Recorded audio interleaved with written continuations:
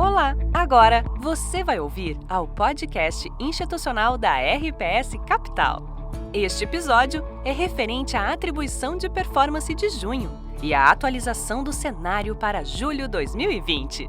Com a participação de Luiz Aires, Relações com Investidores, Gustavo Fabrício e Paolo de Sora, gestores da RPS. Este material foi produzido em 9 de julho de 2020. Bom programa! Olá pessoal, Luiz Aires, RPS Capital. Estamos aqui mais uma vez para fazer uma atualização do nosso institucional, da nossa atribuição de performance no mês de junho, falar um pouco das carteiras para o mês de julho. Fazendo a pincelada rápida aqui sobre a casa, estamos com 19 colaboradores, 7 sócios, 8 pessoas no time de gestão. A casa está tocando hoje 2,8 bi. Lembrar do nosso mandato global, as nossas posições aqui em São Paulo, Cidade do México e Buenos Aires. Hoje a gente está aqui com o Paolo para falar um pouco da alocação da casa, falar um pouco da atribuição de performance. E a gente convidou também o Gustavo Fabrício, nosso sócio, que olha o setor de utilities, saneamento, um tema que a gente já veio discutindo no final do ano passado, início desse ano, e com a aprovação do PL do saneamento, acho que vale fazer um lembrete para quem acompanha a gente do que pode ser coisas boas e coisas ruins após essa aprovação do marco regulatório. Paulo, Gustavo, tudo bem? Obrigado, Luiz, por mais esse podcast de atualização mensal. Tudo ótimo. Tudo bem, Luiz. Obrigado pelo convite.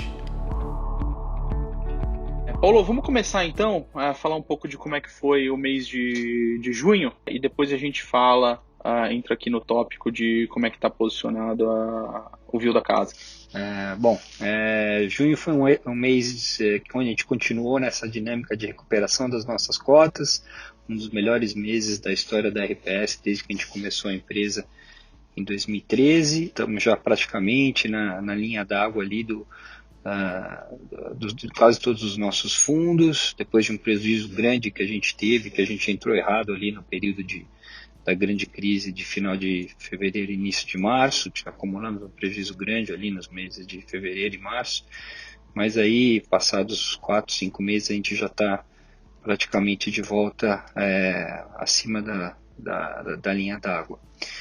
Foi um mês, então, onde o principal motivo pelo qual os fundos performaram bem foi estar comprado no momento em que a Bolsa, tanto aqui quanto lá fora, performaram bem. A gente vem com uma posição comprada já há 4 meses, mantendo mais ou menos, eu diria aqui, um high range de quanto a gente costuma estar comprados nos nossos fundos, e pegamos bem essa recuperação da Bolsa desde os 63 mil pontos. No mês de junho, assim, os destaques são 3/4 do nosso performance veio do nosso book direcional, tanto comprado em ações aqui quanto comprado em ações lá fora, e um quarto mais ou menos do nosso book intersetorial. E aí, como destaques de setores onde a gente performou bem, são os setores cíclicos domésticos. Aí a gente está comprado no setor de e-commerce e fintechs no Brasil, coisas que têm performado bem já há alguns meses nessa tendência global dos investidores preferirem essas empresas que estão ganhando market share. Então, performando bem nesse processo acentuado de digitalização, tanto das empresas quanto dos consumidores. A gente tem uma posição de Small 11, aí, que tem claramente um viés de cíclico doméstico, que também performou bem no mês de junho. Então, assim, esse foi o carro-chefe assim, do intersetorial. A gente tem uma posição que a gente já vem carregando no tema de Brownpox nesse ambiente de juro baixo. Então, a nossa ideia é ter uma posição do nosso caixa, que historicamente costumava rodar no CDI, está mais alocado em histórias que tenham cara de yield nesse ambiente de CDI a 2,25, e a gente tem carregado uma carteira de bond proxies, empresas que pagam dividendo, que tem seu negócio baixo, com baixa correlação ao PIB, negócios mais estáveis, para a gente ter uma posição de carrego para remunerar melhor o que a gente costumava carregar em caixa nos nossos fundos, né? Então, o setor de bond proxy também performou relativamente bem, não foi tão bem quanto os cíclicos, mas ainda teve um retorno positivo, a gente está com uma parte importante da carteira nisso.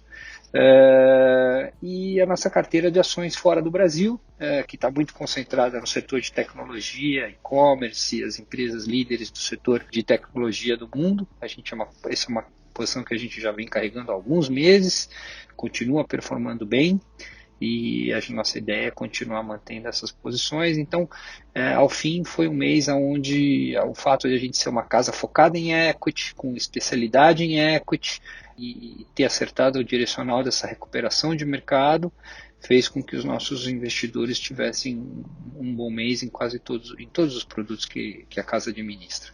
Legal. Então, resumidamente, direcional comprado, ponto proxy e cíclico doméstico foi o que melhor contribuiu na nossa estratégia. Paulo, vamos entrar aqui um pouquinho então no início desse novo semestre, né? Segundo semestre, início do mês de julho. Como é que está a alocação de risco da casa? Fazendo uma análise top-down aí, global, local, e aí entrando no perfil das carteiras. O que você podia falar um pouquinho para a gente? Luiz, acho que são 4 grandes temas que a gente continua perseguindo como temas macro gerais e que a gente pretende que a nossa carteira reflita em termos de performance esses 4 temas principais. Primeiro, o que a gente está chamando de repressão financeira, né? Quer dizer, esse mundo do juro baixo, o que veio para ficar, já era uma realidade antes da pandemia, se acentuou ainda mais depois da pandemia, com esse aumento da atuação dos bancos centrais para conter a recessão global através de expansão fiscal e monetária, jogando os juros em patamares muito baixos mundo afora. Isso acho que é uma coisa que vem para ficar, e a necessidade das pessoas realocar seus portfólios nesse ambiente de juro baixo, lá fora muito, e aqui no Brasil também, né, com o Selic a 2,25, talvez indo para 2, e essa necessidade de migrar de renda fixa para renda variável, ativos de maior risco, buscar realmente uma sofisticação nos portfólios de investimento, num ambiente onde o juro básico da economia está muito baixo. A gente acha que esse é um tema que permanece, esse é o principal ingrediente, que eu diria, dessa recuperação de mercados. A gente acha que isso aqui veio para ficar nos próximos trimestres, talvez anos. A gente tem esse outro tema importante, que é esse tema da digitalização. Realmente o mundo digital cresceu 5 anos em 6 meses, as pessoas aprenderam a conviver, a ficar em casa e continuar comprando, continuar se relacionando. Então realmente a digitalização como uma tendência estrutural da nova sociedade que vem junto e depois dessa pandemia, e a gente tem investido nas líderes desse setor no mundo. A nossa ideia é permanecer com isso. Pode ser que haja uma migração desse setor que tem uma característica mais defensiva nesse momento de economia mais fraca, pode ser que haja uma migração para setores mais cíclicos, para setores que têm mais a ver com a reabertura da economia, mas a gente acha que essas empresas que têm essa pegada mais digital vão continuar ganhando market share, talvez não na velocidade que ganharam, mas vão continuar ganhando market share para frente. A nossa ideia é continuar carregando uma carteira dessas empresas vencedoras, tanto no setor de financeiro, as fintechs, quanto no setor de comércio, as empresas mais ligadas ao e-commerce, como as próprias empresas de tecnologia, cloud, que seria a Microsoft, o Google, e a carteira de FANGs que a gente vem carregando. Então esse é o segundo tema que a gente pretende continuar carregando ao longo desse segundo semestre, focadamente nesse mês de julho. Estamos começando a colocar um pé nessa reabertura das economias, claramente melhor lá fora do que aqui no Brasil. Estamos começando a se aventurar, eu diria de forma pequena ainda, porque não estamos com confiança na linearidade dessa abertura das economias, mas estamos começando a colocar um pé no setor de financials lá fora, aqui no Brasil, setores mais ligados à reabertura, como o setor de home builders. Então, assim, a gente está muito atento a essa dinâmica de reabertura das economias. Existe, de fato, um ambiente de maior renda no mundo e no Brasil por conta dos pacotes que os governos têm dado para sustentar as famílias nesse ambiente de dificuldade com emprego e com salários. Então isso tem ajudado o disposable income e consequentemente o ambiente de consumo, e estamos acompanhando a pandemia bem de perto, os números, para ver se essa reabertura que está acontecendo claramente de uma forma mais sustentável na Ásia, na Europa, um pouco mais errática nos Estados Unidos e no Brasil, se essa tendência continua continua de uma forma mais consistente nas próximas quinzenas e meses, e aí a tendência nossa é ir aumentando um pouco mais a nossa exposição a setores mais cíclicos que tem a ver com a abertura da economia. E por fim, o quarto e grande tema, que eu acho que é um tema muito importante, que é essa briga comercial China-Estados Unidos. Isso vai se acentuar nesse segundo semestre, com a chegada do período de eleições nos Estados Unidos. O Trump vai subir o tom em relação à China, sem dúvida, e o que a gente está vendo é que esses blocos mais desafiados nessa crise de relação desses dois grandes líderes mundiais estão tendo que estimular suas economias internas para fazer frente a um ambiente onde o comércio global continua fraco. Então a China está lá investindo bastante na sua economia doméstica, na infraestrutura, no consumo. Estados Unidos também ensaiando estímulos bastante fortes no setor de consumo doméstico, talvez até na infraestrutura também. E a gente tem tido uma carteira com commodities que se beneficiam desse ambiente de maior investimento nas economias domésticas, tanto na Ásia quanto nos Estados Unidos. Então, a gente tem uma carteira que eu diria bastante balanceada, ela está com beta menor do que 1, então, apesar de a gente estar com um direcional importante comprado, a nossa carteira tem um perfil defensivo, quer seja nas bond proxies, quer seja nas empresas de tech e fintech que têm tido uma característica defensiva, um pouco nas commodities com a proteção cambial. Então, assim, é uma carteira que performa um pouco abaixo do índice quando o índice sobe, tem um beta menor do que 1, mas dado que a gente está com um direcional importante comprado, a gente acha que essa é uma carteira equilibrada para, com a visão otimista que a gente está, continuar performando bem nos próximos meses. Aliás, Paulo, até para a gente fechar aqui essa parte global, e antes de entrar nessa questão de dar um pouquinho de cor no que a gente está achando aqui de Brasil, esse cenário de juro baixo no mundo inteiro, no Brasil inclusive, onde é questionado o valor das moedas, é muito bom para ações, né? Historicamente a gente viu no Brasil isso. Então é o grande pano de fundo para a gente estar mais comprado, tanto dos nossos multimercados quanto nos fundos de ações, né? A grande discussão dos pensadores hoje, enfim, de fato, com essa ampliação da alavancagem dos países, é como é que essa dívida vai ser paga, né? Claramente não vai poder ser via aumento de impostos, porque a economia está fraca e você não tem como fazer um estrangulamento fiscal nas economias com elas fracas.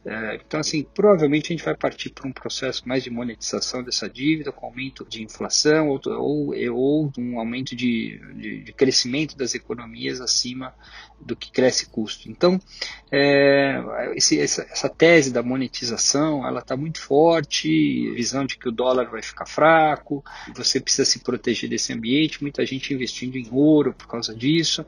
E a gente, assim, pela nossa experiência de fazer gestão num país que já viveu hiperinflação, numa região, né, na América Latina, onde a inflação é um assunto sempre presente, a gente tem convicção de que a melhor proteção para um ambiente de maior inflação, talvez num dólar até mais fraco, é você ter uma carteira de ações de empresas ganhadoras, empresas vencedoras, que têm pricing power, que conseguem ganhar num ambiente de inflação mais alta, né? As empresas líderes dos setores que têm poder de repasse de preço.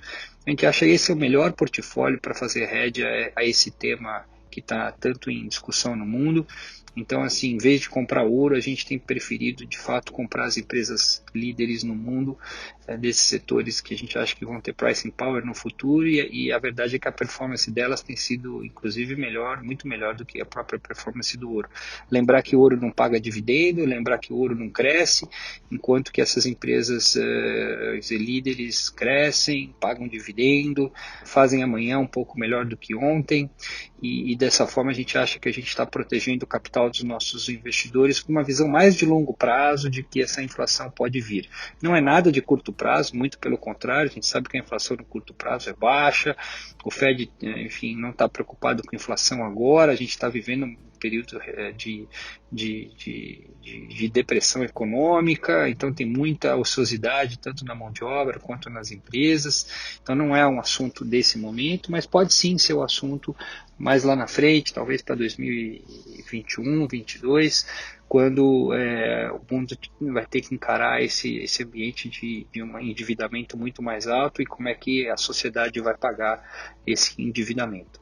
Legal, Paulo. Vamos fechar então aqui a análise top-down falando sobre o Brasil. Bastante coisa aí do político, fiscal, pandemia. O que você podia dizer para a gente passar aqui pro setorial depois com o Gustavo? Luiz, a nossa carteira é uma carteira de Brasil indo mal, uma carteira que tem muito pegada dessas empresas da economia fechada, tem bastante bond proxy, que são empresas que dependem pouco do PIB, tem mais a ver com esse ambiente de juro baixo.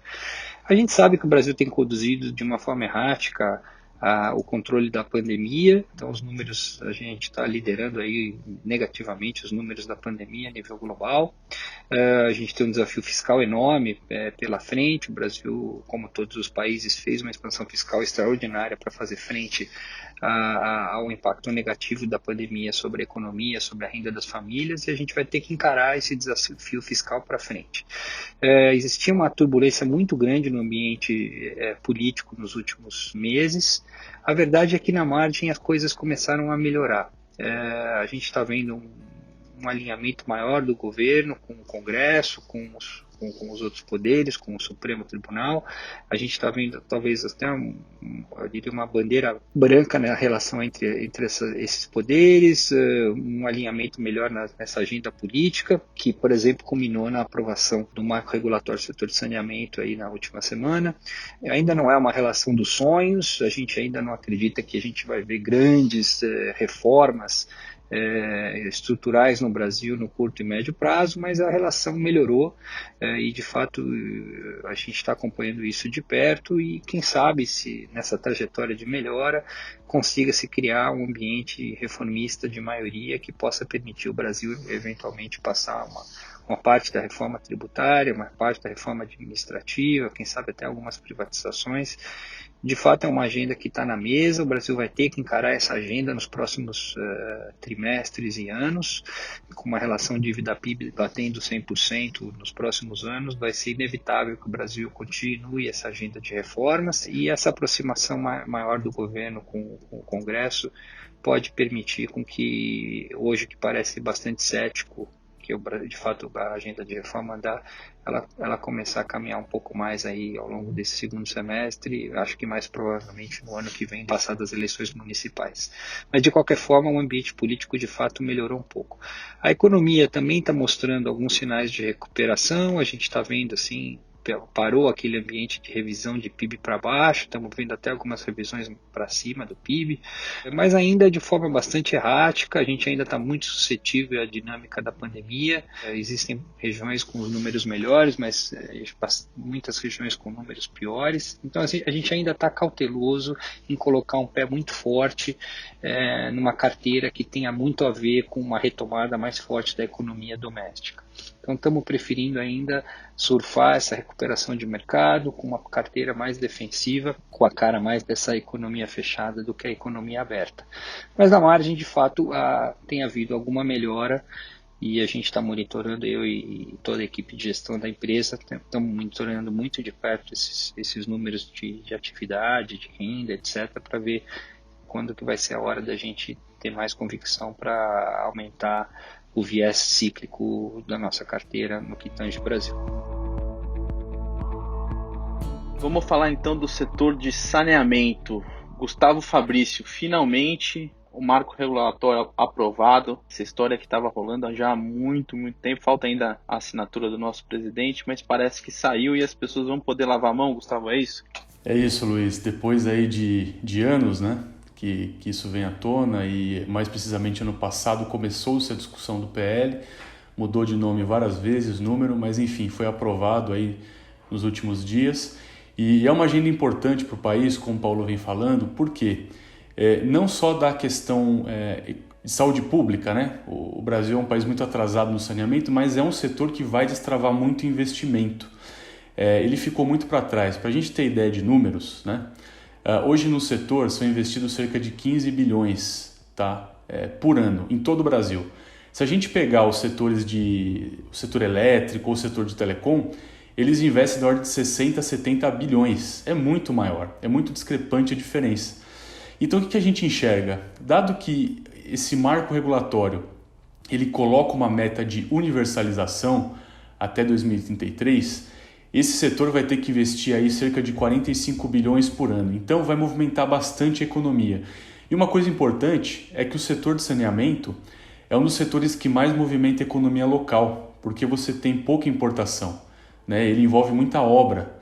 Então, na cidade ali que tiver sendo investido em esgoto, o Nordeste, por exemplo, que está muito atrasado, você vai movimentar e criar muito emprego local, o que é importante para esse momento delicado que o Brasil vive na parte econômica.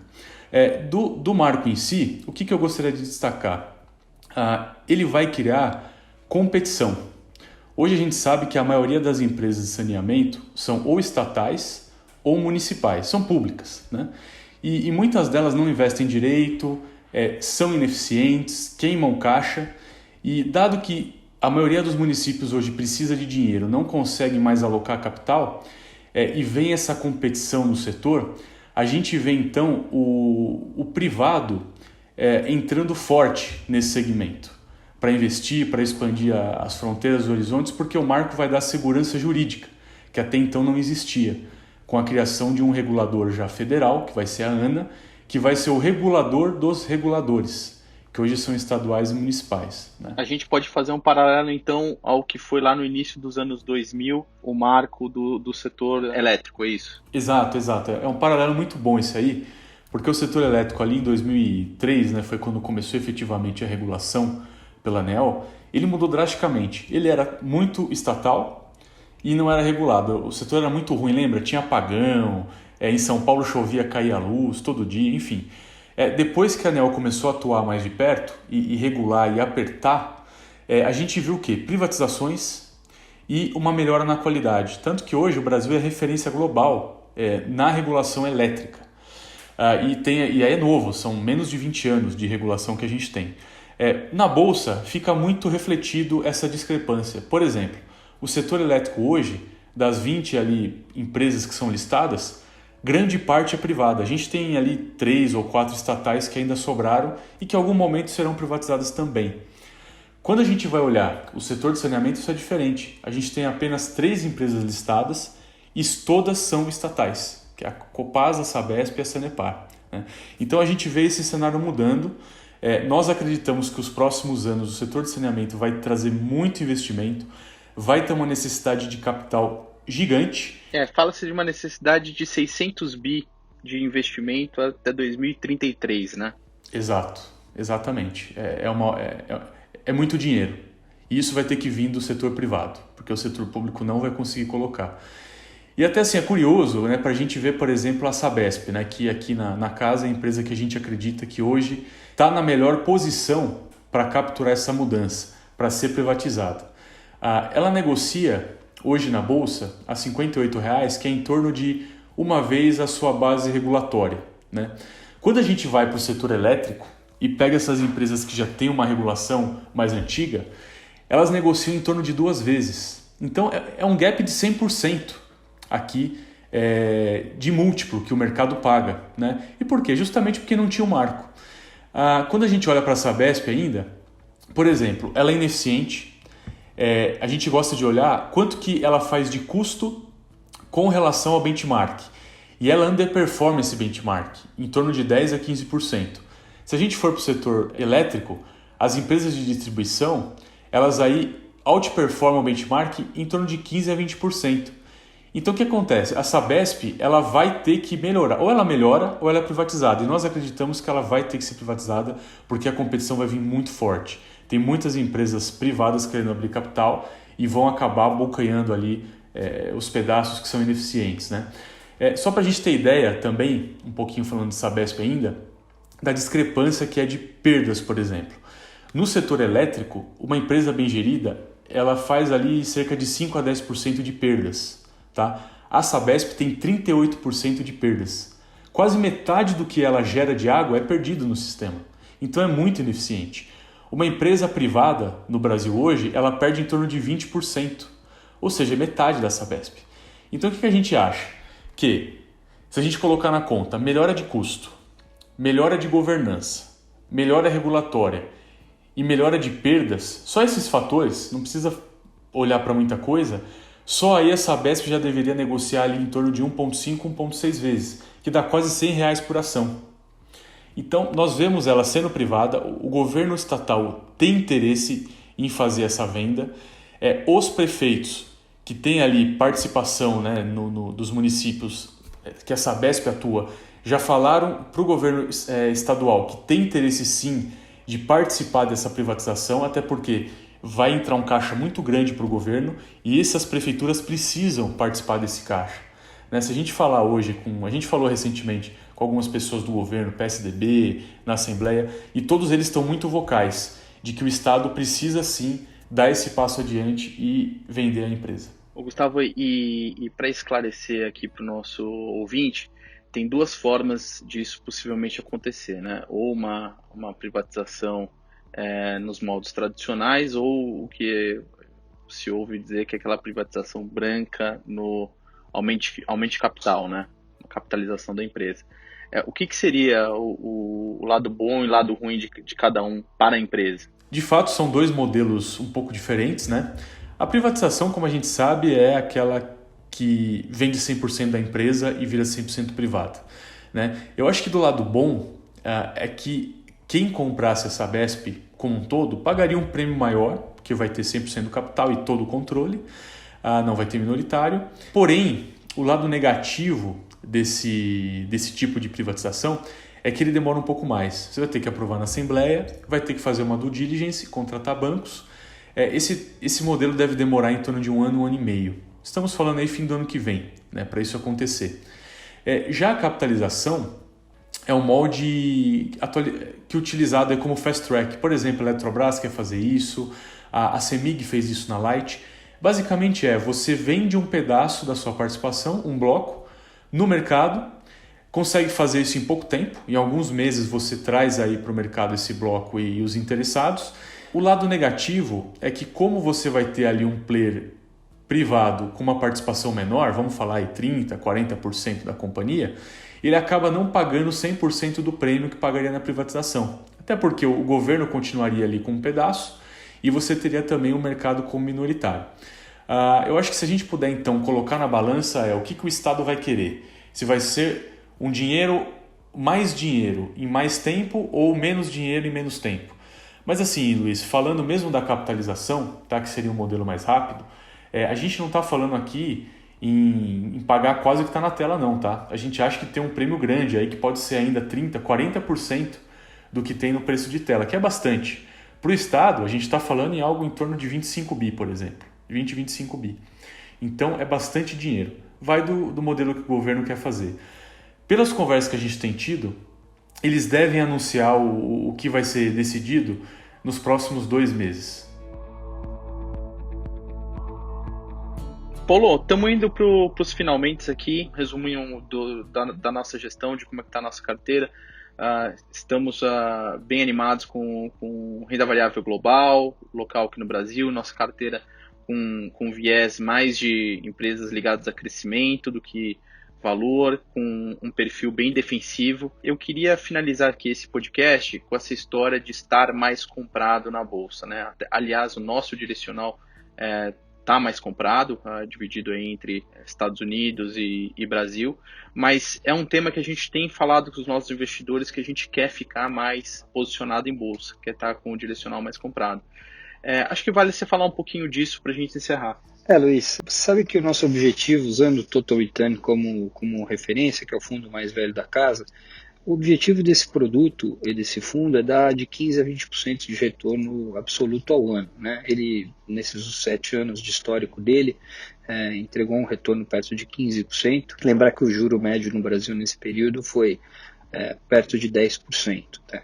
Então, quando você tinha esse juro mais alto, você tinha, metade do teu fundo investido em caixa rendendo 10%. Hoje em dia, o rendimento do caixa, se aplicado no CDI, vai render 2,25%. Então, para a gente conseguir entregar os 20% ao ano, de 15% a 20% ao ano, que é o nosso objetivo, naturalmente a gente vai ter que rodar mais comprado. E aí o que a gente tem feito junto com a nossa mesa de derivativos, com a nossa mesa de equity global, com a nossa mesa de equity na América Latina e Brasil, é tentado montar um portfólio onde a gente diminui a posição de caixa para ter uma rentabilidade melhor dessa parte do capital que costumava estar em caixa, em ativos mais interessantes, com yield maior, só que com perfil defensivo. Então, assim, olhando, por exemplo, ativos de yield que a gente olha, eu vejo as empresas de yield da Bolsa, né, o setor elétrico, o setor de telecomunicações, o setor de propriedades, com um yield relativamente interessante se comparado com o juro real e principalmente comparado ao CDI. Então, naturalmente, o que a gente tem feito é alocado maior parte do nosso caixa em ações com perfil bastante defensivo, mirando um retorno excedente ao CDI. E a parte mais tática da carteira, nesse momento ainda com perfil defensivo nos setores que tem mais a ver com a economia fechada, mas assim, de olho na bola para ver a hora que vai ser mais interessante a gente aumentar a ciclicalidade da nossa carteira. Mas naturalmente no ambiente de juro baixo, para resumir, a nossa ideia vai ser rodar com posição net mais comprada nos nossos fundos e fazendo um controle de risco, que já é uma característica da casa. Quem conhece a gente desde 2013 sabe o quanto a gente é inteligente no controle de risco dos drawdowns dos nossos fundos, e enfim, isso é um mantra aqui para a gente. Então, assim, vamos rodar com um net maior e vamos ter uma atenção ainda maior no controle dos riscos da carteira, dos drawdown, porque enfim, a gente acha que com a combinação disso a gente vai conseguir continuar entregando esse retorno histórico que a gente vem entregando para os nossos investidores. Bom, vale lembrar então que nessa provocação a gente está na fase de captação do nosso long bias, que é um produto que fica até mais comprado que o próprio total return, e para quem está buscando uma rentabilidade com perfil mais moderado, mais voltada para a carteira de multimercado, está disponível também nas principais plataformas o Equity Hedge. Bom, a gente vai ficando por aqui. Obrigado, Paulo. Obrigado, Gustavo. Eu queria lembrar só os nossos ouvintes que a gente continua nessa digitalização da nossa comunicação. Convido todos a acompanhar os nossos materiais, tanto aqui no Spotify, quanto no YouTube, quanto no Insta e no LinkedIn. Valeu, Paulo. Obrigado, Gustavo. Obrigado. Até o mês que vem. Obrigado, Luiz.